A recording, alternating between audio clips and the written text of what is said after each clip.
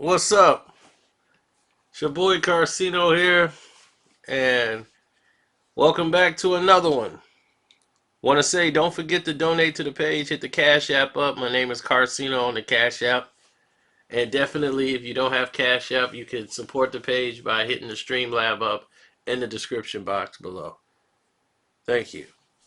And this is a video that people have been requesting and wanting to know for about 2 years. And I still hadn't done it until today. So today is your day. Now you will know why Cash Money succeeded and No Limit did not. And what I mean from succeeded, because they both did very well I'm talking about as far as longevity in the game, as far as still being a player and a force in the game.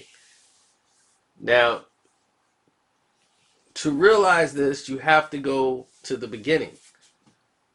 You know, New Orleans, very poverty-stricken area, um, very low job, low income housing, and it's dire straits.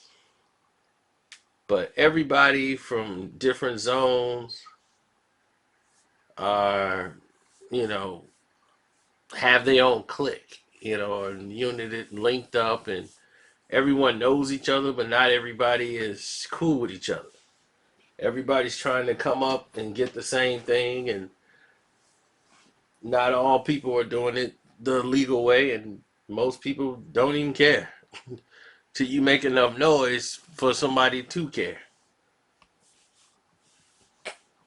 People don't have a job, but they got a chopper, So this was the norm in this area.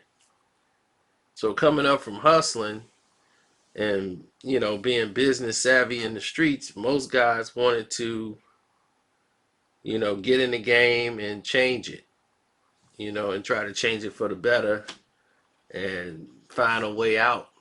And the rap way was a quick way to get some money, and get some people to follow you, and turn some illegal money into legal money and get to going. Now, when No Limit Records came around, they were like something new and out of the blue. But what people did know is Cash Money Records was an imprint since 1992. So they've been around. They were founded way back in 92. A lot of people didn't know that. So they go back way before No Limit Records. They were first. It's just No Limit blew up first. So you guys knew of No Limit before you knew of Cash Money Records. So that was the main factor between the two.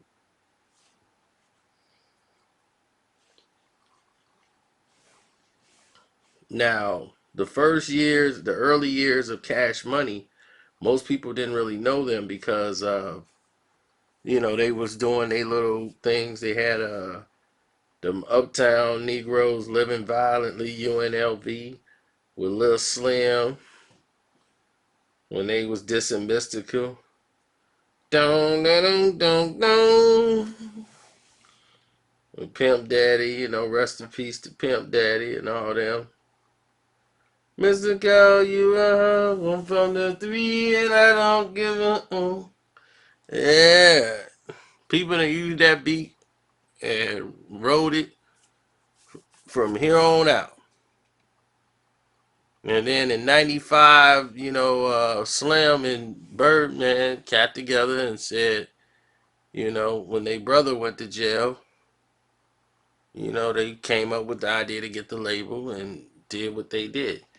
But what Master P did was negotiate a deal that was going to put them in a very big position because he owned a distribution deal that controlled the end of the market where they can distribute their own records.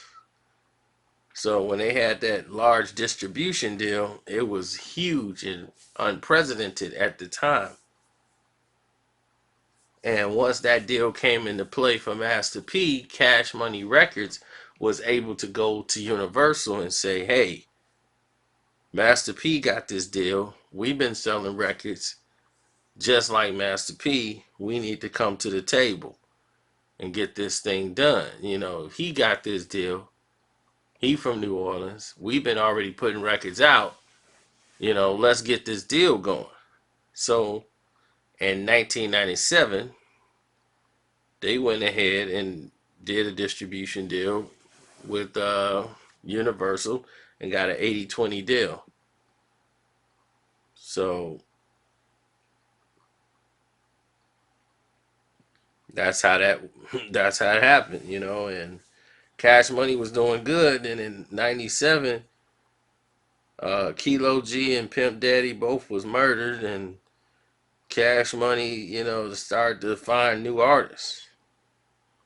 You know, Kilo and Pimp was gone, and that was, you know, UNLV. That was their group. So when those two went out, and they was like, well, look, the Sleepwalker LP and all this stuff, and they was like, man, what we gonna do? They signed Juvenile. So because they lost Pimp and they lost Kilo, and Kilo was the first Lil Wayne. You guys don't know that because you guys are young, but Kilo G was the first Lil Wayne. He was like 15, 14 years old, prodigy, and that's who Lil Wayne reminds Birdman of, Kilo G. And Kilo G was like thugging.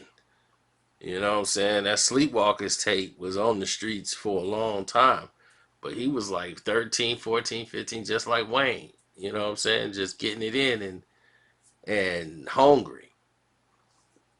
But he was also in the streets, you know, and after him and Pimp Daddy got murdered, you know, they signed a bunch of new artists. They got Turk, they got Juvie, BG, and then instead of UNLV, they created the Hot Boys, and they ended up getting Wayne.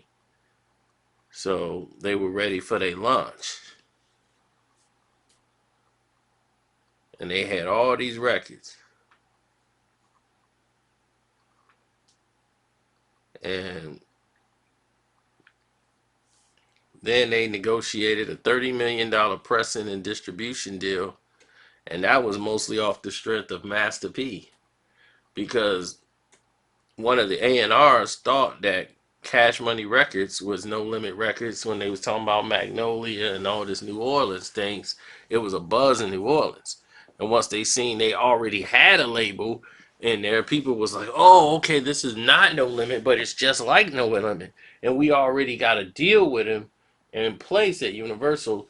So now let's get a pressing and distribution deal with like a $3 million advance. We'll get that with Universal because Dino DeValley, who orchestrated the deal for Cash Money, he was the the lawyer at the time, and Dino went in there and negotiator and negotiated the deal. And what they wanted to do at Cash Money is make sure they return the rights to the work they did. So what Cash Money ended up getting out they deal was a $30 million pressing and distribution deal. They got the advance, but what they were able to get was a 85% of the royalties and 50% of the publishing with the ownership of all the masters. So in order to own all the masters, they had to give up 50% of the publishing. So if you gave up the 50%, then you could get ownership of your masters. So Universal was able to live with that. So Cash Money Records will own our publishings to all of their work.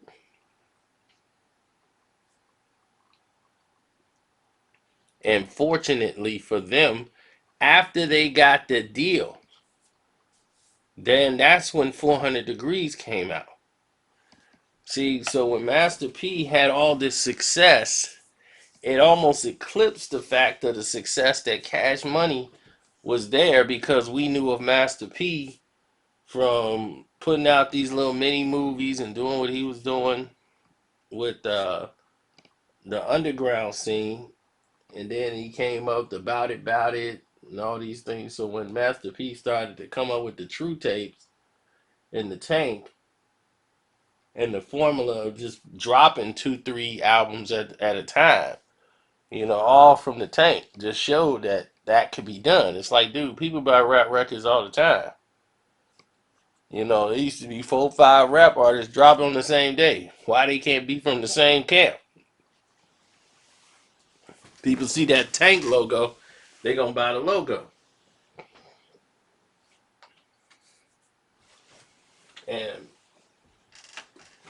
that formula worked for Cash Money, for No Limit Records. So Cash Money wanted to start trying to emulate that. And like, we need to get that out and get that going. Now, one of the main concerns with this plan, if you go at this pace, is the fact that you got to have the artists, you got to have the projects ready, you got to have people prepared to drop, and then you got to have a plan in place to be able to go. See, for No Limit, they had a bigger stable, which means that, yeah, it's good for the beginning, but in the long run, this is going to be a problem, because there's going to be too many mouths to feed, and everybody's not going to be happy with the splits and the cuts. Because some people are going to feel like, when you drop this many albums, this is the problem with that. Not all the albums that drop are going to be successful. Some of them are going to do quite well. The others are not going to do as such. And then you got to look at, my album didn't get marketed enough. Y'all put all the budget money into this person and not me. And everyone's an individual when it comes to their own projects. So this becomes a growing trend in the business. And when you see this happen, then you start to see snakes in the grass. You start to see jealousy of another person, like, man, that was me. And then that was my shine, and I gave you that beat, I gave you that song, I featured on that song, I should have saved that for my album. This came to be a norm and No Limit, which all was a family at first. Then it started to change, because once the label was too big, too many artists. Cash Money had a collective group of about 4 or 5 artists. Perfect. No Limit had about 12 to 13 artists. That was just a start, not even including the production that Master P owned. He owned his own production, which was another thing that they had control over. It was beneficial and also crippling to No Limit Records. We'll get back to that. Now, let's get back to Cash Money. Juvenile drops, right? And when he drops his album, he sells 4 million records. The same time Ghetto Dope is out and was crushing it, and Master P came out and was selling all those records on Ghetto Dope, people didn't realize Juvenile sold 4 million records. 400 Degrees sold 4 million records. And what Cash Money was able to do was to put and spend like almost $100,000 for an advance from Jay-Z. Jay-Z just had Hard Knock Life come out, and Hard Knock Life was it. DMX was hot at the time, and they tried to get DMX to get on the song with Juvenile, and X just was not available. They couldn't get DMX. So what they did was they worked out a way to get in touch with Jay-Z and get Jay-Z to do the remix of Ha with Juvenile and get a verse from Jay-Z. And they was talking about it. Oh man, now we're gonna be looking at like $100,000. So they paid I think like $50,000 for the verse. or whatever. And that's how much they did it. They did it ghetto style. They're like, look, here's 50,000. We got it. Brown paper bag. But you getting your money. But Cash Money had money at the time. They just did their distribution deal, so they had the money to pay for the feature. But they were smart enough to realize that this guy's hot. He's in New York. We want to get our records played in New York. We need to get New York. LA and New York, that's the market. So we need to get our music played there. So in order to do that, we need to get some New York artists involved. So definitely they paid Jay-Z. Jay-Z dropped a verse, and that helped the album go even further. And Ha was a good street anthem, and it made it to the club and everything, but the monster hit off that album definitely was everyone's favorite. Drop it like it's hot. After you back it up and stop, drop it like it's hot. On the hook of that, back that ass up. Girl, you playing with, back that ass up. Man, did that song take off and become the #1 trending song ever. And call me Big Daddy. Back that ass up. Man, that song was everywhere. Then comes BG, Chopper to the City. The money's rolling in. And it's going down at the same time as the rise of No Limit Records.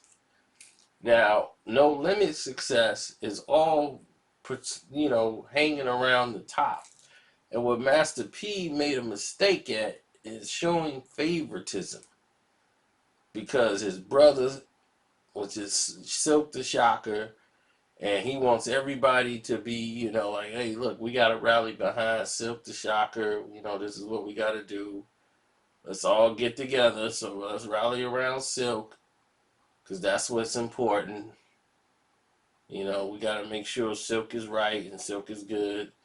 So let's get around Silk the Shocker. So if that's the attitude, what's going to be the end result to this? You're going around dealing with your brother and trying to make your brother the next superstar. See murder your other brother. He got to be the next superstar. Meanwhile, your talent is mystical. Your talent is BG. I mean, not BG. Sorry about that. Your talent is mystical. Your next talent was on the tank. Besides himself, was mystical. Fee, Mia X. They had some of everybody on the label. Mr. Servon. You had, gosh, trying to remember everybody. AG, you got to help me out. AG is the No Limit Almanac.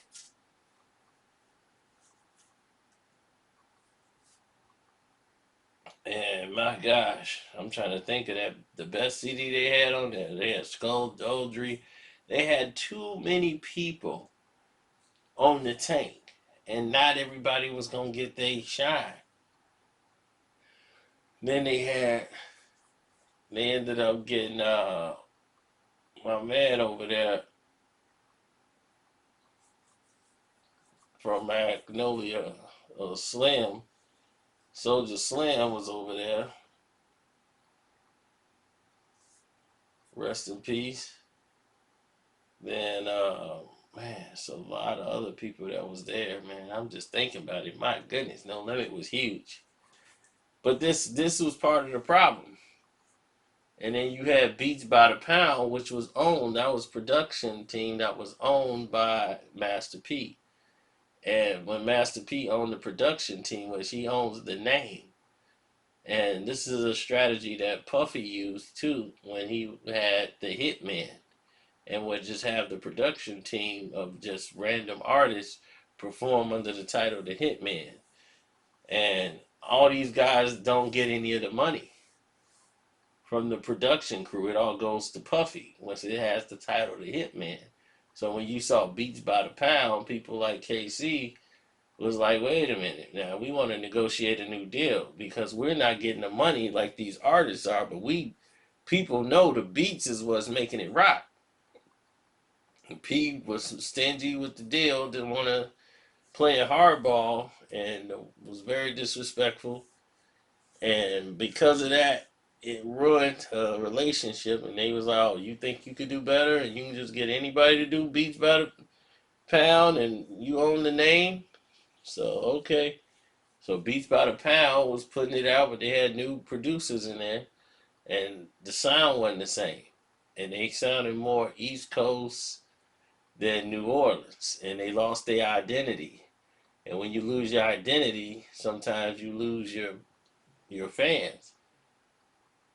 Now, I'm gonna show you why this hurt No Limit and didn't hurt Cash Money. You see, Cash Money eventually ran into the same problems, but they had a smaller crew. Juvenile figured out after selling all these records, when you sell 4 million records for your next album, your budget should be almost close to $10 million.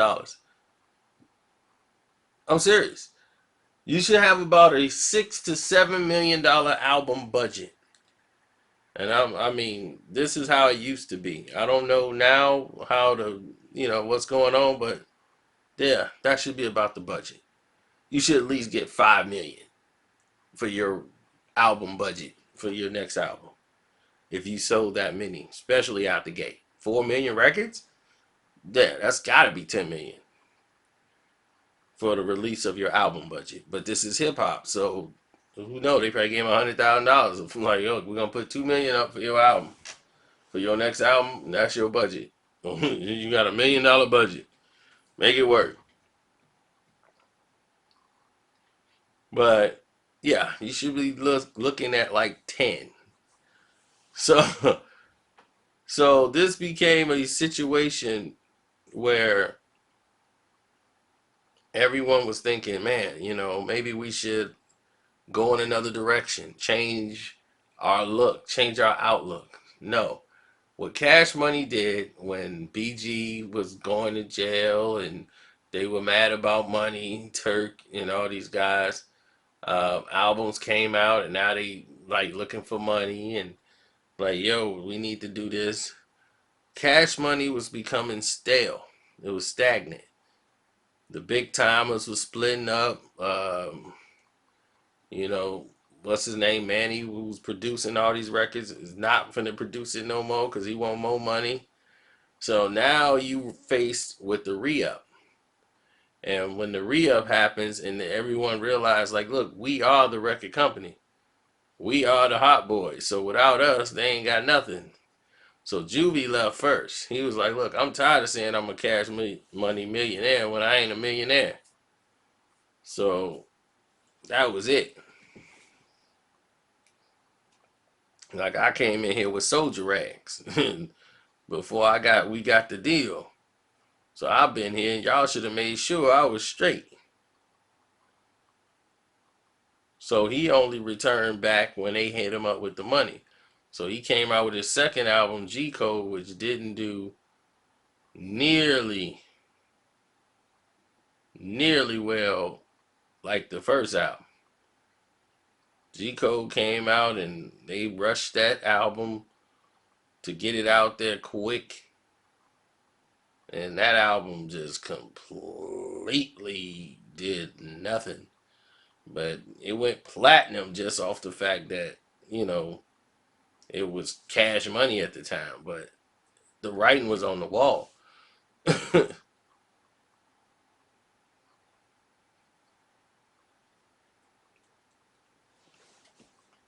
Whereas Juvenile, you can't go wrong with that.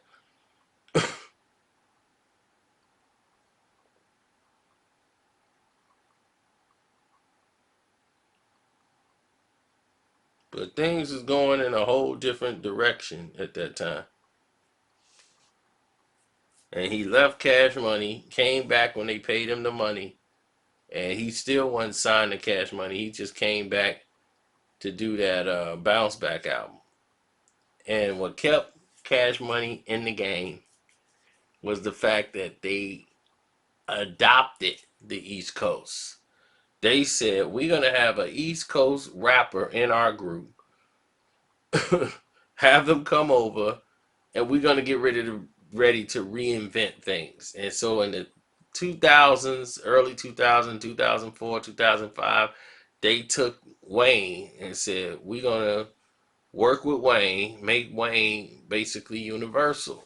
He's already got New Orleans. Let's try to make him get New York. They start working with everybody. They did work in the Midwest. They got Boo and Gotti, signed them from Chicago. They went with they went to New York and started dealing with Fat Joe.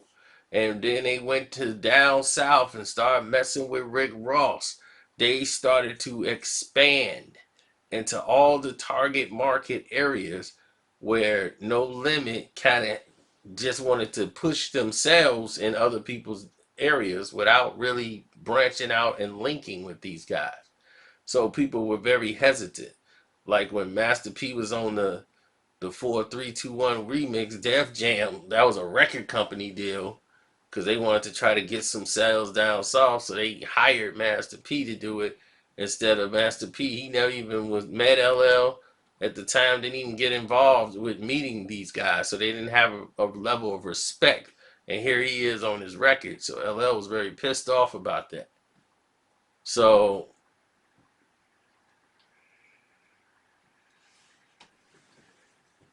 this is a whole different scene altogether. This scene here, it dictates and lay out a pattern of success. Cash Money was eligible to branch out to these areas from these artists in different groups, different genres. And Wayne is like what you would call the universal piece. He fits in down in Miami, down south, Midwest, East Coast. He was able to transcend. So what they did is get a subsidiary record label called Young Money and run that through the Cash Money records. So Cash Money is not really distributing it and taking a loss. Their other company is, which is Young Money. And Young Money became another extension, just an extension of Cash Money Records, which was spearheaded by Lil Wayne. And that brought in the Drakes, the Nicki Minaj, and there you go. And that's how you have longevity in the game. Master P didn't do that because he wanted to have a stranglehold on everything, and everything had to be about him and the Miller family. So it was just him, Percy. Nobody was ever going to get that high or above them. They got all the breaks. But then when things started to fall apart and you couldn't save everybody, then you're going to lose all these artists, and the only people you're going to have left is those people you were looking out for. But Silk wasn't selling no records, no matter how much he was pushing them. C Murder was the rapper, and now he's in jail for life. And now it's just you, and then you tried to make your son Romeo a star, and that just didn't work. So now he's doing a reality TV thing. And now P's doing sneakers. So as you can see, everybody's trying to come up with a hustle to get back to what they used to have. But this is why the record label didn't work for Master P. He was so busy about the structure of the deal, he forgot and didn't know how to navigate the actual artists themselves and maintain that label and the stature. Had he done it that way and worried about the strategy of trying to make the level successful for a long period of time for longevity, you know, people don't really see down the road. They only see like what's right in front of their face, and they think as long as I make records, I'm relevant. It's not true. You got to think outside of yourself. You know, Birdman ain't the best artist on the label, but he was able to make himself a hot artist, you know, through Lil Wayne. He was like, look, I've already made it and ran my course with the big timers. Now I'm going to go run behind Lil Wayne, my son, and follow his lead. Let Lil Wayne lead. And that's the problem that G Unit suffered. That's the problem that No Limit suffered. Nobody could say, I'm going to let them lead and I'll follow behind them. And I'm cool with that because I'm getting all the money anyway. People couldn't do that because they were artists too. But Birdman don't care. He's a businessman before he's an artist. But you got people like 50 in charge, Master P. P got to be the head and the general, the colonel of the tank. And then you got 50, he gonna be in charge, and can nobody outsell him or do no better than him, or he don't like it. But I'm like, dude, you get more money. If Lloyd Banks sell 5 million records or 10 million records, you get way more money than that than you selling 10 million records. And that's facts. So, but 50 didn't want that. He just didn't want nobody to succeed more than him because he's a competitor and he's an artist as well as a business owner. So that's why it would be hard to really sign with someone like him. But I won't hold you guys. I'm glad you guys made it this long. What's up to YouTube Premiere? What's up, you guys? It's your boy Carcino, man. Don't forget to show me love, man, and hit the Cash App up and donate to the Cash App. My name's Carcino, of course. And definitely, if you got the Streamlab, you could do that. I'm going to put 4 videos up in here in the corners so y'all can check them out. Yep, there they go. They real crisp. 1, 2, 3, 4. You will enjoy them, especially the Dwight Howard one. Yes, you will like that one. I'm out.